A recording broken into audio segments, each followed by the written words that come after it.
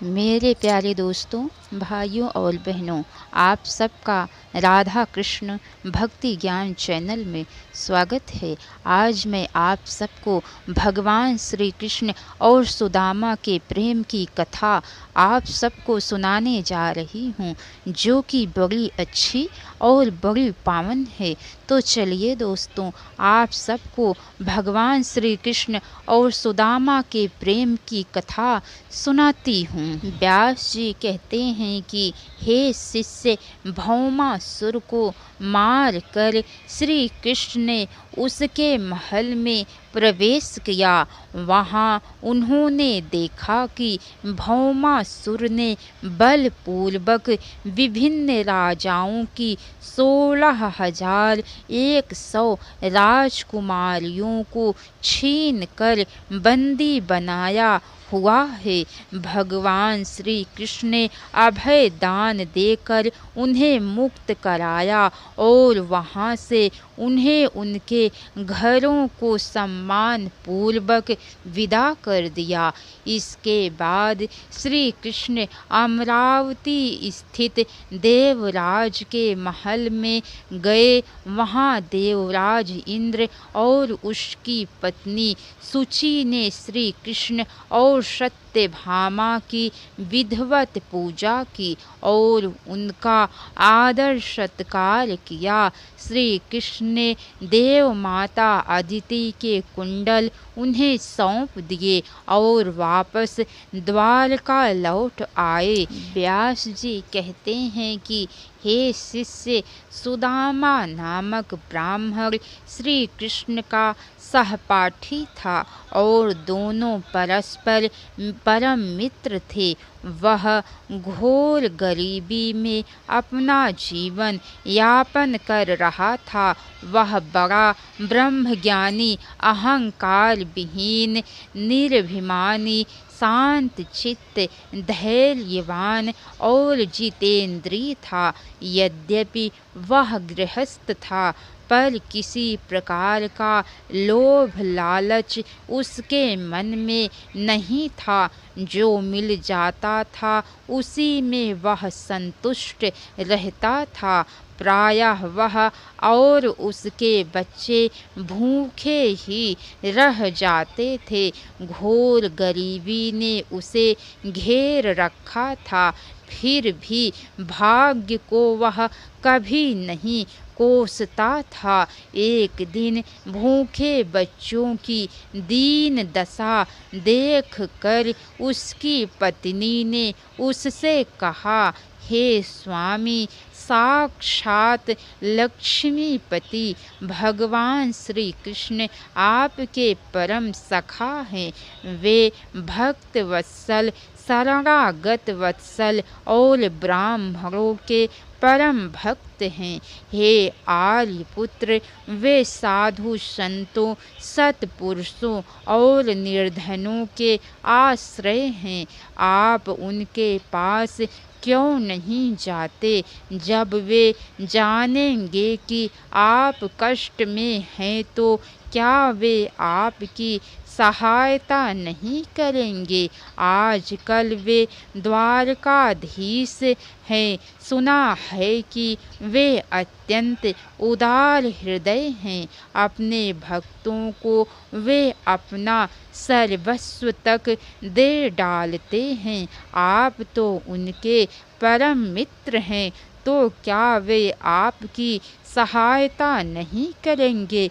जाइए, कम से कम इस बहाने आप अपने मित्र से मिल तो आएंगे। हे देवी, सुदामा ने अपनी पत्नी की बात सुनकर कहा, धन प्राप्ति की इच्छा से तो मैं वहाँ नहीं जाऊँगा, परंतु इस बहाने मित्र के दर्शन अवश्य हो जाएंगे।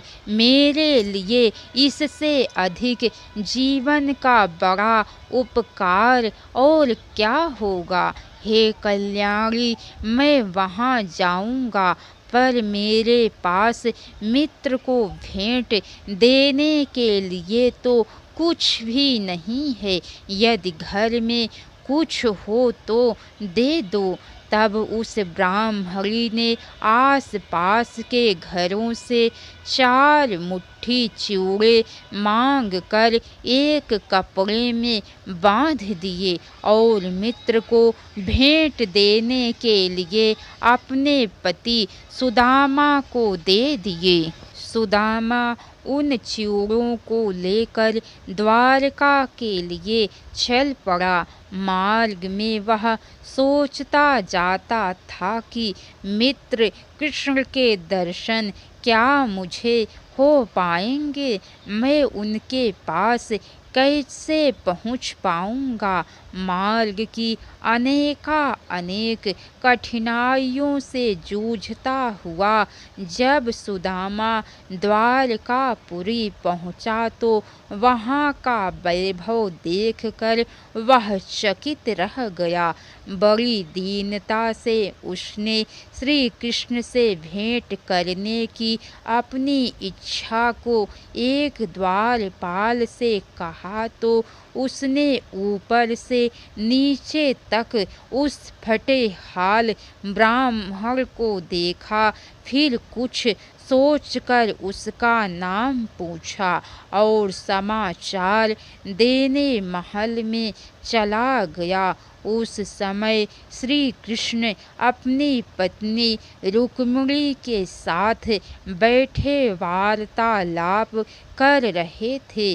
ब्राह्मण सुदामा का नाम सुनकर वे तत्काल उद्विग्न होकर उठे और नंगे पैर ही मुख्य द्वार की ओर भाग चले। रुक्मिणी और अन्य दास दासियां श्री कृष्ण को इस प्रकार भागते देखकर कौतूहल में भर उठी। वे सभी उनके पीछे पीछे मुख्य द्वार की ओर भागने लगी। रुक्मिणी उनसे आगे थी। द्वार पर पहुंचकर श्री कृष्ण ने अपने सजल नेत्रों से सुदामा को देखा और दौड़कर दोनों हाथ फैलाकर उसे अपनी बाहों में भर लिया और बोले, हाय सुदामा मित्र, बहुत दिनों बाद तुम्हें अपने सखा की याद आई, कहो सब कुशल तो है। सुदामा की आँखों से भी प्रेमा आंसू बहने लगे। दो मित्रों का वह अद्भुत मिलन देखकर सभी की आंखें फटी की फटी रह गई और सहज ही अश्रुओं से भर उठी। श्री कृष्ण ने बड़े प्रेम से सहारा देकर सुदामा को अपने महल की ओर बढ़ाया और अंतःपुर में ले जाकर उसे अपनी शैया पर बैठाया। उन्होंने शीतल जल से उसके पैरों को धोया और उस चरणोदक को अपने शीश पर छिड़का। उसके बाद चंदन आदि लगाकर उसके शरीर की थकान को दूर किया और अपने मित्र की आरती उतारी। सुदामा बिना कुछ बोले उनकी सारी क्रियाओं को मंत्रमुग्ध सा देखता रहा। सुदामा फटे पुराने वस्त्र पहने हुए था, अशरीर अत्यंत मलिन और दुर्बल था। स्वयं रुक्मिणी चमर डुलाकर उसकी सेवा करने लगी। दास दासियां सोच रही थी कि इस नंग धड़ंग निर्धन निकृष्ट भिखमंगे से ब्राह्मण ने ऐसा कौन सा पुण्य किया है जिससे द्वारकापति स्वयं इसका इतना आदर सत्कार कर रहे हैं। सभी कार्यों से निपटकर श्री कृष्ण ने सुदामा से पूछा, कहो मित्र, इतने दिन कहाँ रहे?